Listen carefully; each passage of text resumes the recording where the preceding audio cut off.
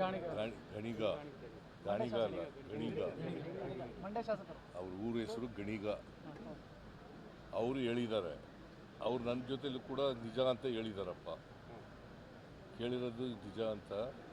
So ಅದು ಪ್ರಯತ್ನ ಮಾಡುತ್ತಲೇ ಇದ್ದಾರೆ. ಯಾಕಂದರೆ ಆಪರೇಷನ್ ಕಮಲ ಅನ್ನೋದಕ್ಕೆ BJP ಇದ್ದವರು ಇರಲ್ಲ, ಅವ್ರಿಗೂ ಜನಗಳ ಆಶೀರ್ವಾದ ತಗೊಂಡು ಅಧಿಕಾರಕ್ಕೆ ಬಂದು ಗೊತ್ತೇ ಇಲ್ಲ. ಕರ್ನಾಟಕದಲ್ಲಿ ಆಪರೇಷನ್ ಕಮಲ ಮಾಡಿ ಅಧಿಕಾರಕ್ಕೆ ಬಂದಿರೋದು 2008 ಇರ್ಬೋದು, 2019 ಇರ್ಬೋದು.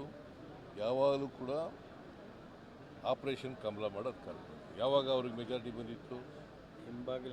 ಎಲ್ಲ ಹಿಂಬಾಗಲಿಂದ ಬಂದಿತ್ತು. ಈಗಲೂ ಪ್ರಯತ್ನ ಮಾಡ್ತಾ ಇದ್ದಾರೆ, ಆದರೆ ನಾವು 136 ಜನ ಇದ್ದೀವಿ. It is not that easy.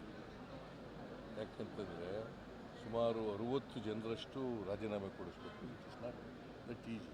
ಮತ್ತು ನಮ್ಮ MLAಗಳು ಯಾರೂ ಕೂಡ ದುಡ್ಡಿನ ಆಸೆಗೆ ಬಲಿಯಾಗಲ್ಲ.